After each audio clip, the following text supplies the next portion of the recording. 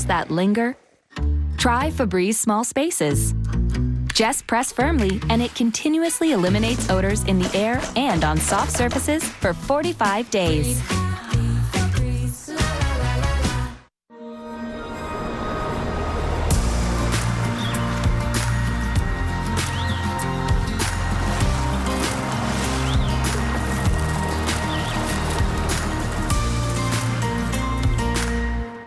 Don't miss Fantasy Island premiering August 10th on Fox. And we're going to say goodbye to Baha Mar in grand Bahamian style. Chefs Tevin Kim and Trent Smith are back with us with the national food of the Bahamas, conch. Conch.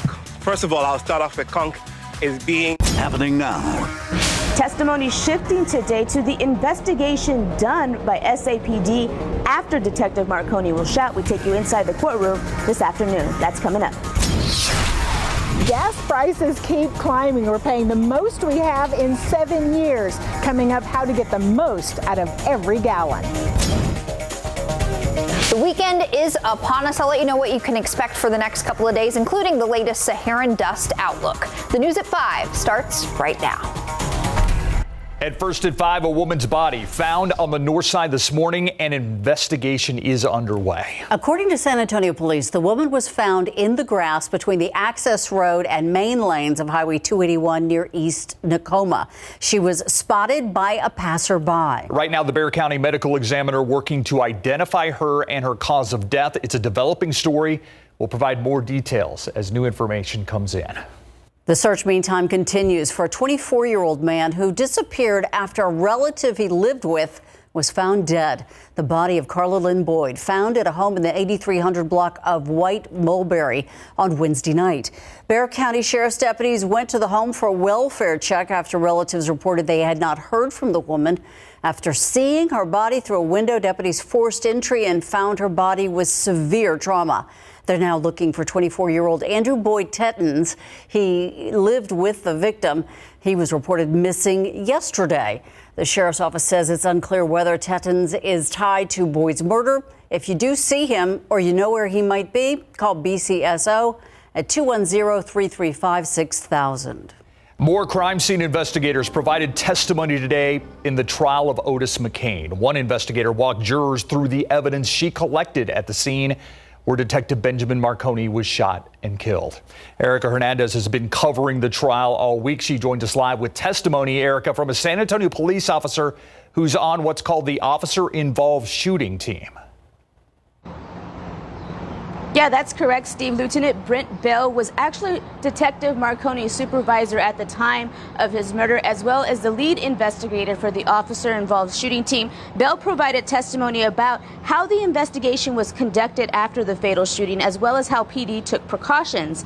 Bell said it was a tense time for police officers nationwide. If you remember, in 2016, a man ambushed a group of Dallas police officers and killed them. Because of that, Bell said Chief William McManus ordered officers double up when on duty. When Marconi was killed, SAPD notified federal agencies and other agencies across the state about the possible suspect vehicle. When you have someone shoot another person and murder them the way Ben Marconi was shot, it's my belief that, just through my experience, that individual is dangerous to everybody. Now, in a matter of 30 hours, McCain was arrested and charged with the murder of Detective Marconi. Now, we also heard testimony about the day after his death when Otis McKane got married. We'll hear at 6 from the woman who issued them the marriage license. Live at the Cadena Breeze Justice Center, Erica Hernandez, KSAT 12 News. Thanks, Erica. A 19-year-old man indicted on a capital murder charge in the shooting death of Hector Chavera. Noah McGarry is accused of shooting and killing Chavera back on March 5th at the Rustico at Fair Oaks Apartments off of I-10 West. The indictment alleges that McGarry was in the course of attempting to rob another man prior to this shooting. He was arrested a month later in Walker County. If convicted, he could face up to life in prison without parole or even the death penalty. We're still working to learn the name of a 58-year-old man killed in a crash overnight. San Antonio police say he was hit by a driver around 1 this morning along Waybridge Street, not far from Loop 1604 and Shanefield. They say that the victim was on a motorized bike when he was hit. He was taken to the hospital where he later died. We're told the driver did stop to help and will not face any charges. Her 2-year-old son shot himself in the leg, and San Antonio police say she convinced a relative to lie about it. Now 29-year-old Akilah Lynch is facing a charge of injury to a child. Arrest records state Lynch's son got a hold of a gun from underneath the driver's seat of her car. After he shot himself in the leg, Lynch reportedly told her niece, Savannah Adams Pugh, to lie to officers, saying the child was struck by a stray bullet at an East Side park.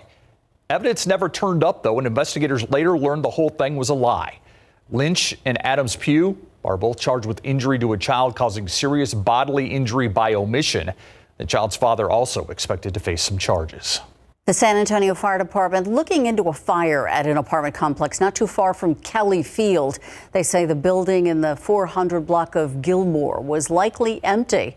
But because the flames did cause part of it to collapse, the area is frequented by people experiencing homelessness. Firefighters are keeping an eye out for anyone who might have been inside. At last check, no injuries were reported. That cause remains unknown. We are in the midst of swarm season. So when bees fly around looking for places to build their hives, and after a man mowing his lawn died Monday when he was swarmed by bees and stung some 300 times, our Jesse DeGriato explains the precautions you need to take before you start up that lawn equipment. Hidden behind a wall of Alejandro Azula's home, a thermal camera showed the danger within that attacked him. As many as 60,000 honeybees in a section 4 feet wide and 8 feet tall. Somehow the bees had found a way inside the home. That's why you're urged to look for any openings where bees could potentially get inside walls or any other empty spaces. You pick up rocks and sticks in your yard before you cut grass. Look in the crevices of your home and see if they need to be patched up. Labish's company donated the services needed to eradicate the tens of thousands of bees still there. Another big clue, he says, look for bees in and around the area. There's 5 or 6 flying around. They're either looking for a new home or they're protecting the entry to the home. Also, he says, don't try getting rid of a hive this large yourself. Best you call a professional. A can of wasp spray is not going to harm 60,000 bees. It's just not going to happen. Labiche thinks the bees could have been there a year or two, but there's no telling, he says, if the 71-year-old homeowner had cut his grass in the past, why the bees went after him that morning. He also doesn't know what it is that bees don't like about the vibrations from lawnmowers, weed trimmers, and blowers. They get very agitated and they feel like their home's going to be invaded, so they're going to do what they can to protect it. In South Bexar County, Jesse DeGollado, KSAT 12 News. First at 5, if you're past due on your water bill, you're going to want to get it taken care of soon. The San Antonio Water System says it will begin shutting off service for customers with large past due balances starting in October. SAWS first paused water service shutoffs at the start of the pandemic back in March of 2020. They say since then, though, more than 60,000 accounts are past due. The total amount for accounts past 60 days stands at more than $36,500,000. But SAWS says if you're behind, there are some options. Yeah, you can set up a payment plan or apply for assistance. You can find more information at saws.org/uplift. or by calling 210-223-CARE. You can find out all this information on our website at ksat.com. All 50 states and Washington, D.C. now seeing a rise in COVID cases. In 38 states, cases going up 50% compared to last week.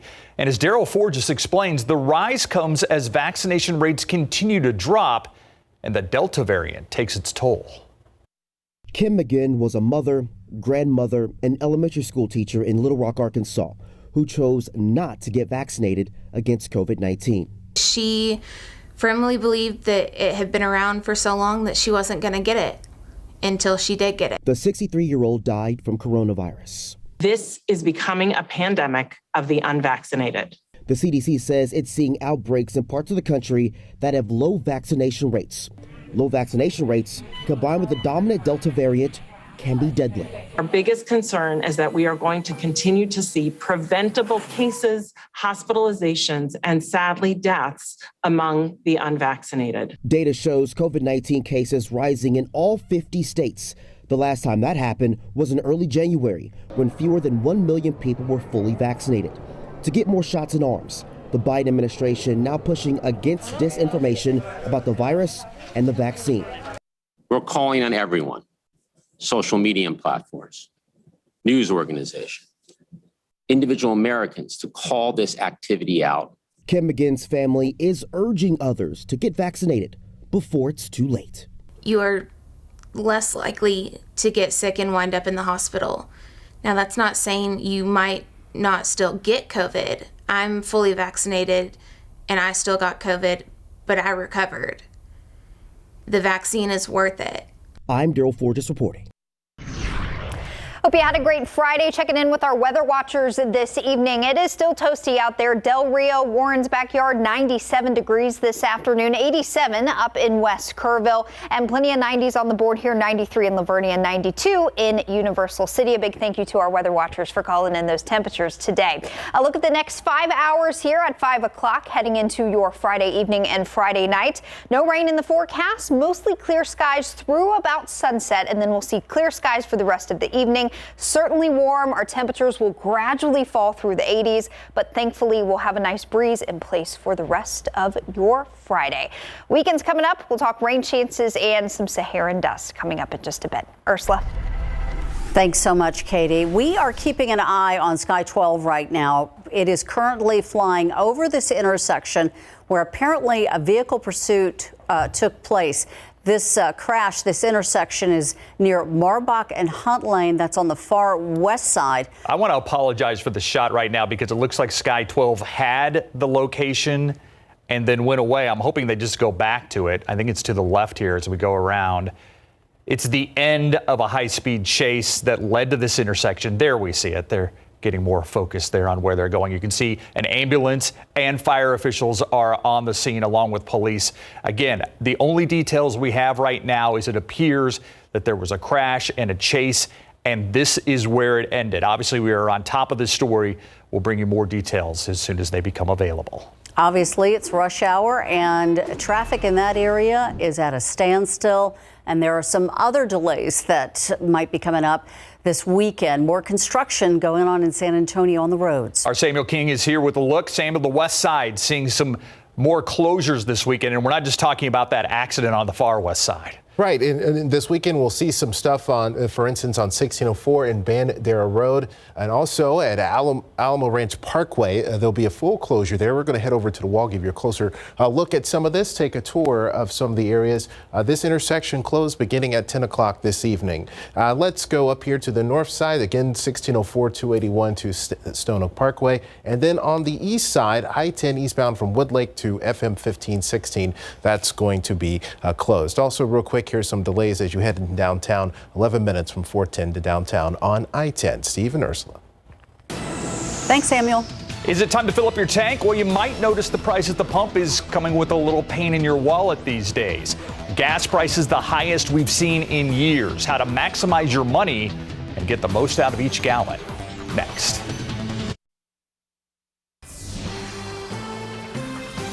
If you're topping off the tank for the weekend, here's the good news. We're paying some of the cheapest gas prices in the country.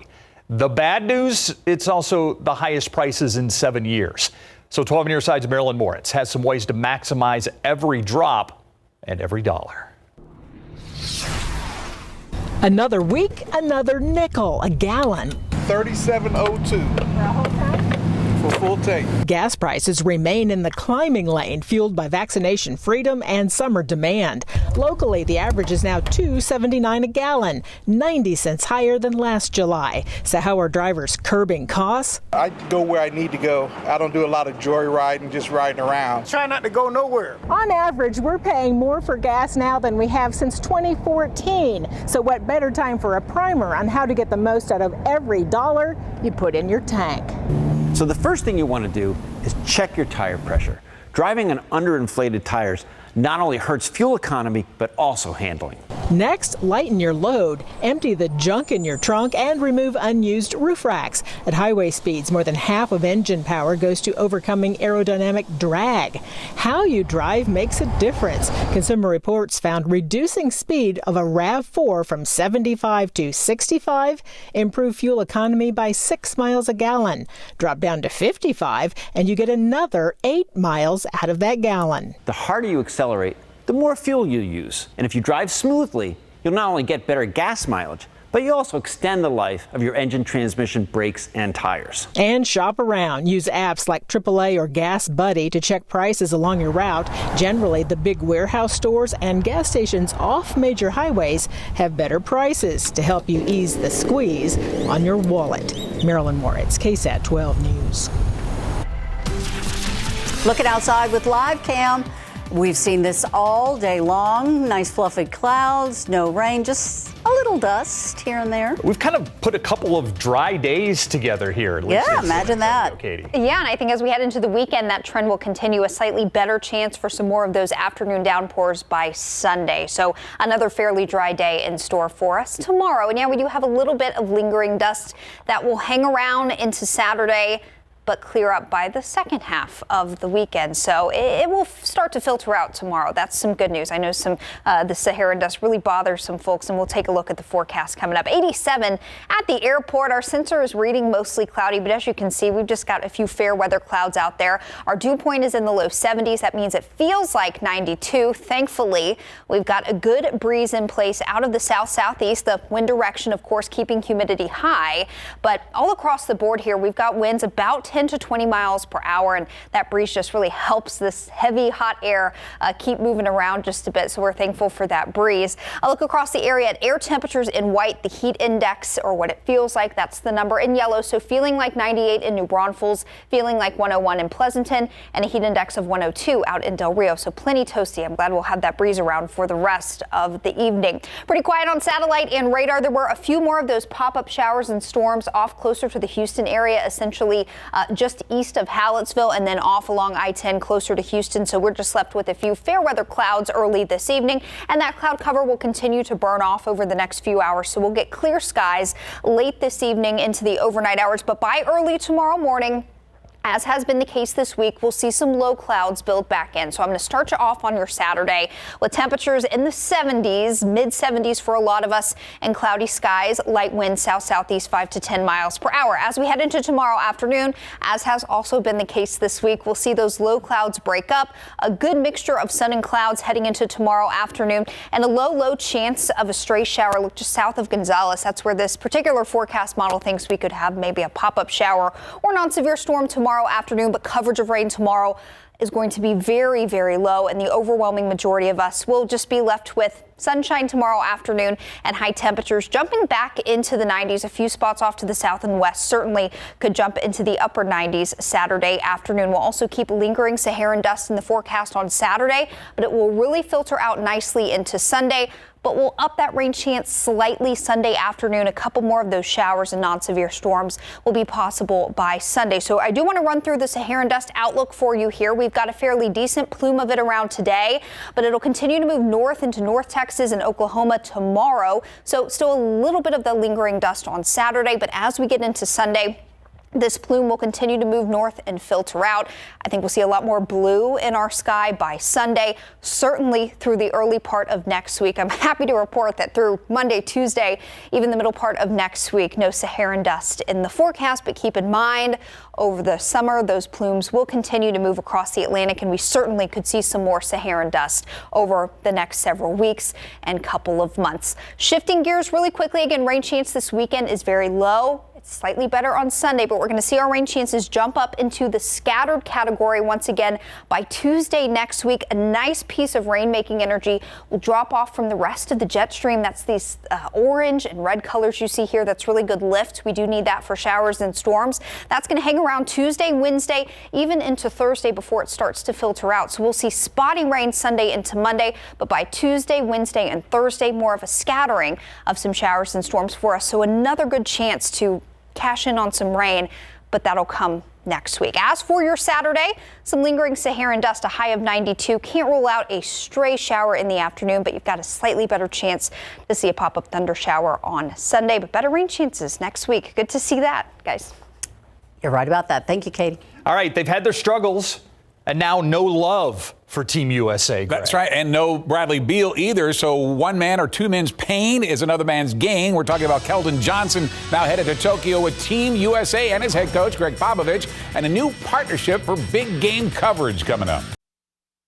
Spurs forward Keldon Johnson's been added to Team USA's Olympic roster after Kevin Love withdrew from the U.S. men's basketball team today. Johnson now becomes the first Spur to compete in the Olympics since Tim Duncan in 2004. Love decided to withdraw, citing troubles with his right calf injury that kept him out of a significant portion of the NBA season. Johnson had already been promoted from the select team to the Olympic team for the exhibition season, but now he's headed to Tokyo with his head coach Greg Popovich. Late last night, we reported that Team USA canceled their exhibition rematch against Australia today out of an abundance of caution. That's after Bradley Beal was placed on COVID protocol along with Jeremy Grant. As a result, Beal will not be able to play in the Olympics. I'm dying for him. We all are. You know, since he's a little kid, this has been a dream of his. And he was playing great. He was having fun. You know, being a big part of us coming together chemistry-wise and as a family. And so for him and for his family, immediate family, it's devastating. Team USA still has one Olympic exhibition game planned against Spain on Sunday before boarding their charter to Japan on Monday. Now, most experts agree that a 7-game series really doesn't start until someone wins on the road. Milwaukee will have that chance tomorrow when they face the Suns in Game 5 of the NBA Finals in Phoenix after winning back-to-back games at home to even up the series at 2 wins apiece. The Suns will have to take care of the ball if they hope to hold off the Bucks after committing 17 turnovers in Game 4 compared to Milwaukee's 5, with Chris Paul responsible for 5 of those gifts, including the one that sealed the 109-103 victory. Bad decision-making. Timely, we down 2, and I try to cross over right there, slip, turn it over. I had some bad passes in the first half. You know what I mean? They got, you know, a significant amount more shots than us. And so, you know, for me, I got to take care of the ball. All right, finals resume tomorrow in Phoenix, back on Tuesday in Milwaukee for Game 6 on Tuesday. We are pleased to announce a partnership between KSAT 12 and Texas Sports Productions that will enhance our BGC app and website for high school football this fall. We will stream high school football games live that TSP broadcasts each week on the BGC app, and we'll carry live a game of the week on KSAT's digital Me TV .2. And then, of course, all the highlights from BGC.com every night of the season. Larry and I will be doing a big game coverage preview every Thursday at 4 over all of our streaming devices. So big plans coming up for the big season. I love this move. You need to get the BGC app so you can watch. You can be at a game and watch other games at the same time. Right. Pretty awesome. And you can watch on Me TV. Of course. Awesome. Thank you, Greg. Great idea. We'll be right back.